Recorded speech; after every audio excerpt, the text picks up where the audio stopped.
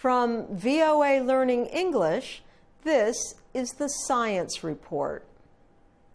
Researchers say a new fuel based on whiskey could reduce demand for oil. They say using less oil could cut pollution that studies have linked to climate change. Scotland is the largest producer of whiskey in the world. And a Scottish professor has found how to take the byproducts from distilling whiskey and turn them into a form of alcohol called biobutanol. This product can be used as fuel. Whiskey comes from grain such as corn, rye, or wheat. First, the liquid is purified. It is heated until it becomes a gas. The gas is then cooled and the resulting liquid collected. Martin Tenye is director of the Biofuel Research Center at Napier University in Edinburgh. He says less than 10% of the product can be considered whiskey. The rest is mainly one of two unwanted byproducts, pot ale and barley. Tenye says the two byproducts can be combined to create a new material, biobutanol.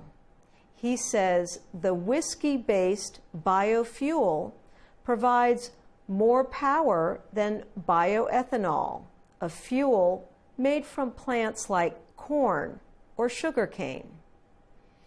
And it has almost the same amount of energy as the gasoline used to power automobiles. He says that automobile engines do not need to be changed for biobutanol to work. Tenye does not expect biobutanol to replace gasoline, but he thinks the two fuels can be mixed together. He says it is possible the fuel may also be used in airplanes, ships, and in heaters. For VOA Learning English, I'm Ann Ball.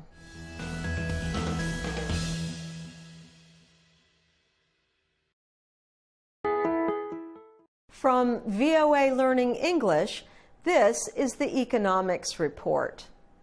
The International Monetary Fund, or IMF, added China's yuan to its group of key global currencies recently. This is an historic development that gives new status to the world's second largest economy. China now accounts for more than 15% of the global gross economic output. The Wall Street Journal said that is nearly 3 times what it was 10 years ago. The IMF said the yuan, also called the renminbi, will be added to the group of reserve currencies. Those include the US dollar, Europe's euro, the Japanese yen, and the British pound. The IMF uses this group of reserve currencies to make emergency loans to its 188 member nations. The new IMF designation will take effect at the end of next September. China had worked toward winning the designation for several years. The New York Times said China gave up some of its tight control over its currency and reformed its financial sector in order to get the new status. The IMF decision reflects the declining influence of Europe in world financial markets. in the new IMF designation. The IMF will give more weight to China's currency than to either the yen or the pound. Despite the increased role for the yuan, the US dollar still dominates in finance and trade.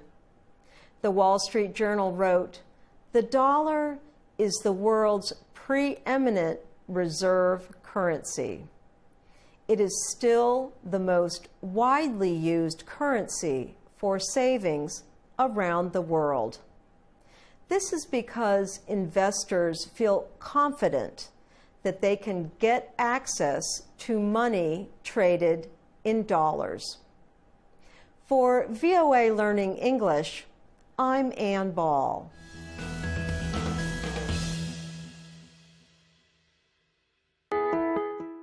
From VOA Learning English, this is the Technology Report. Researchers from the University of Washington say they have successfully solved a decades-old mystery. 5 engineers used a laser to refrigerate water and other liquids. The laser was invented 50 years ago. This is the first time the laser's light beams have cooled liquids. The group used a simple approach to the experiment. Lasers are known for producing hot temperatures. The University of Washington researchers say they essentially ran the laser phenomenon in reverse. They used infrared energy to light a single tiny crystal suspended in water. This produced a glow that contained more energy than the amount of light absorbed. This higher energy glow carried heat away from both the crystal and the water surrounding it. The discovery has a future in the computer and medical fields. Computer interiors could be cooled by lasers. In a medical laboratory, individual cells could be cooled to see how they react. Researcher Peter Pazowski said that few people have thought about how to use this technology to solve problems. This is because refrigerating liquids with lasers hasn't been possible before. The cool laser concept can also be used in manufacturing, telecommunications, or national defense. The group is interested in hearing from businesses or scientists who may have everyday applications for the cool laser. The findings were published recently in the Proceedings of the National Academy of Sciences. For VOA Learning English, I'm Carolyn Presutti.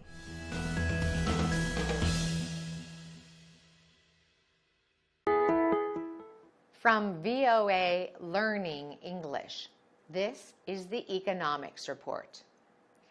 Crowdfunding is growing in popularity around the world. Here is how crowdfunding works. You explain your project to a large group of people through an online platform. If they are interested, they donate money to fund the project. You pay a fee to the crowdfunding platform for hosting your appeal. One of the largest platforms for creative projects is Kickstarter. Since it launched in 2009, Kickstarter says that more than $2 billion has been pledged by more than 9 million people, funding more than 90,000 creative projects. Crowdsourcing is a broader term. It means using the internet to raise funds, solve problems, or generate innovative ideas from other people.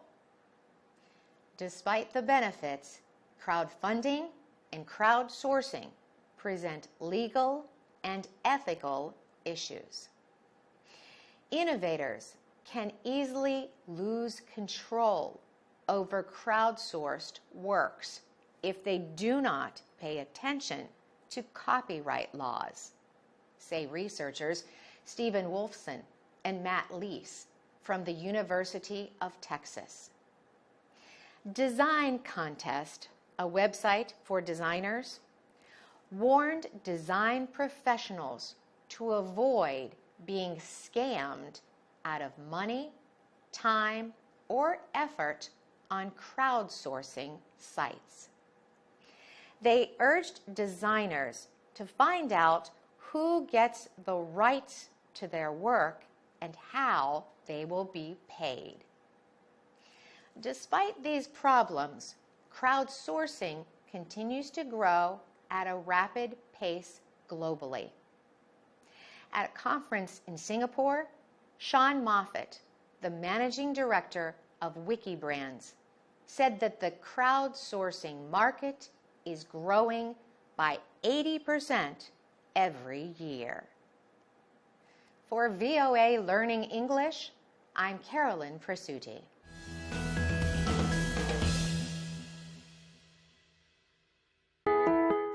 From VOA Learning English, this is the Technology Report. Some people get motion sickness from being in moving vehicles such as cars or airplanes. But a new device could stop motion sickness by suppressing some signals in the brain. Motion sickness happens when the motion you sense with your inner ear is different from the motion you see. Symptoms of motion sickness are dizziness, nausea, and vomiting. People have tried different ways to prevent the condition, including wristbands and anti-nausea drugs, but often nothing works. Now, scientists at Imperial College London are working on a device to counteract motion sickness. Michael Gresty is an expert on the condition. He says riding in a car or a ship can make it difficult for some people to know what is upright and how to best deal with it. The device sends a weak electrical current through electrodes placed on a person's head. The electric current appears to cause the brain to suppress signals that affect the inner ear.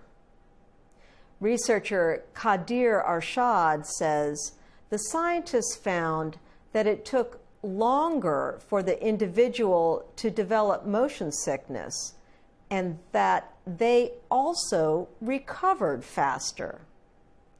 The next step is to test the device outside the laboratory.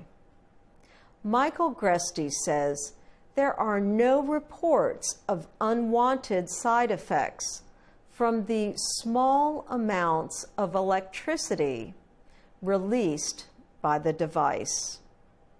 The researchers hope a device that plugs into a smartphone and attaches to the head will be available within 10 years. For VOA Learning English, I'm Ann Ball.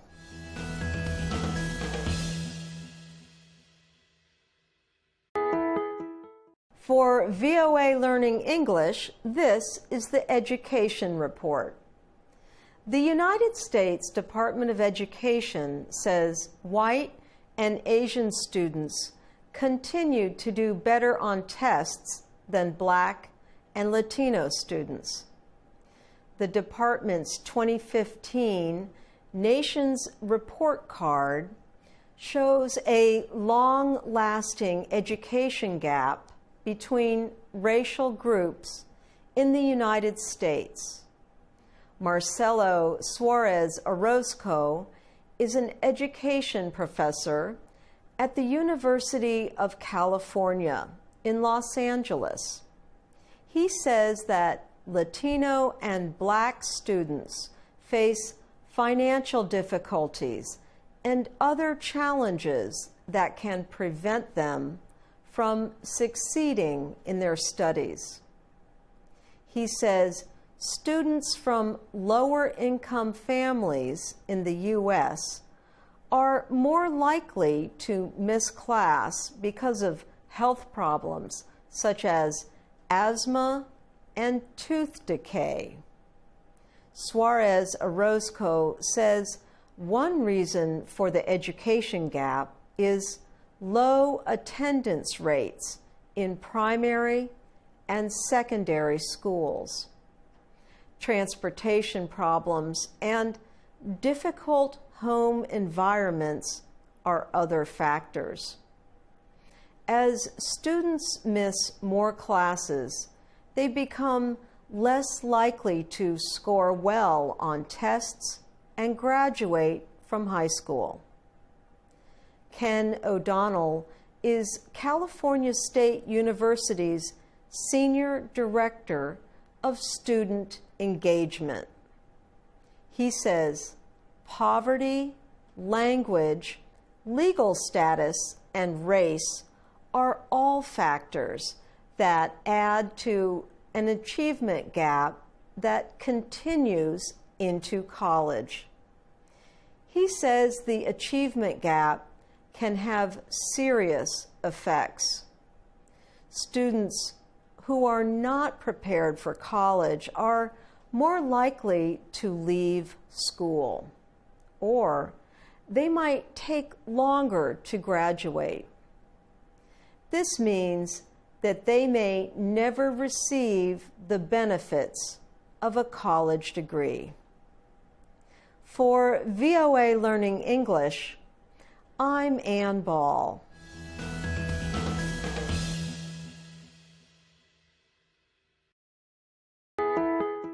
From VOA Learning English, this is the Science Report.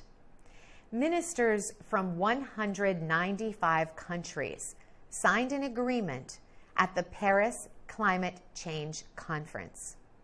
The Paris Agreement, headed by the United Nations, aims to slow the pace of global warming. It asks all countries to limit their greenhouse gas emissions. And it provides $100 billion in climate investment to poorer countries. President Obama said the agreement is the best chance we've had to save the one planet that we've got. French President François Hollande called the agreement a major act for humanity. India, China, Saudi Arabia, and Malaysia initially opposed the agreement. These nations' economies are dependent on fossil fuels, and the change to cleaner energy will be costly. The four nations argued that rich nations should carry more of the economic load. There was also some resistance from African nations, but the agreement included promises of billions of dollars for Africa to help pay for green energy projects. Edna Malawa is South Africa's Environment Minister. She said her country never expected a perfect agreement. She said the negotiations were a situation of give and take. The final deal calls for limiting a temperature rise to 1.5 degrees Celsius to slow global warming. Developing nations did not get the compensation they had demanded, but organizers call the deal historic. They say it likely marks a new time of common worldwide efforts on climate change. For VOA Learning English, I'm Carolyn Presutti.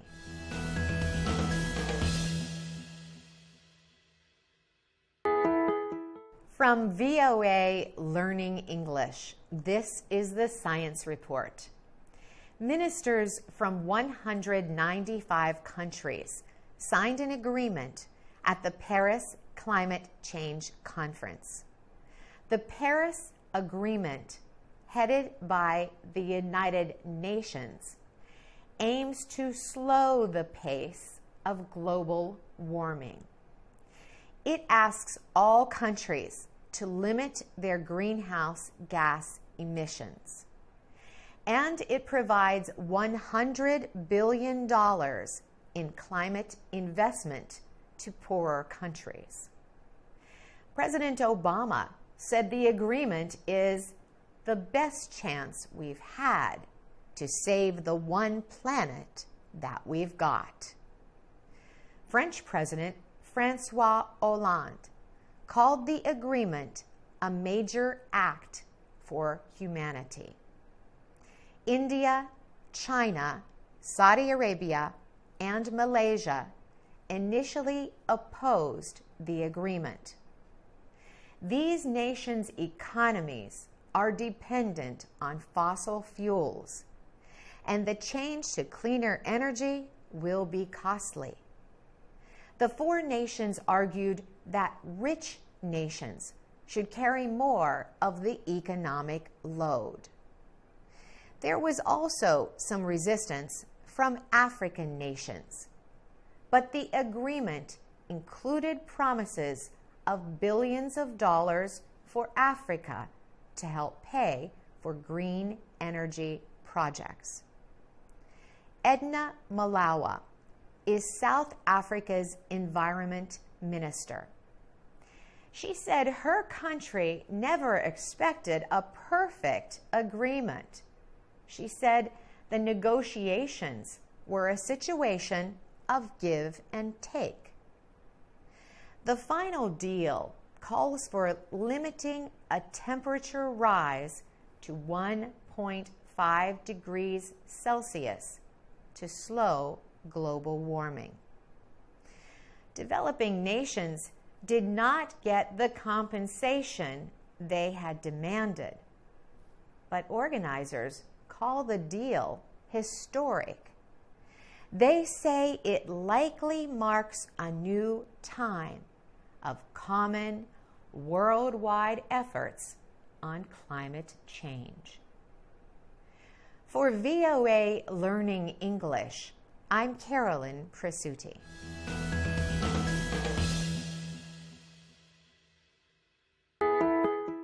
From VOA Learning English, this is the Health Report. A 26-year-old Californian man almost died recently. The reason is surprising. Luis Ortiz went to a hospital in Napa because of a headache and nausea. Doctors were shocked to find a live young tapeworm in the brain of the university student. The parasite was creating a severe blockage. Doctors saw that the situation was very serious, so they operated immediately to remove the parasite. the tapeworm was still moving after they took it out. Luis Ortiz was saved from death. Tapeworms very rarely infect the brain. They are usually found in the intestines. Doctors do not know exactly how Ortiz was infected, but they suspect food was to blame.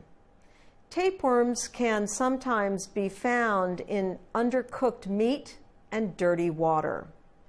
The U.S. Centers for Disease Control and Prevention says the U.S. has about 1,000 reported cases of tapeworms each year. The CDC adds that tapeworms are more common in developing countries with poor public health systems. Signs of parasite infection include stomach pain, nausea, loss of appetite, and weight loss. Other signs are a lasting headache and vomiting. The best way to avoid a tapeworm infection is to wash fruits and vegetables. Also, make sure meat is cooked thoroughly. The CDC suggests cooking all meats to an internal temperature of at least 63 degrees Celsius. Luis Ortiz has not fully recovered from his illness yet. He has memory problems and other difficulties thinking. He is not yet able to safely drive a car. But Luis Ortiz is not complaining.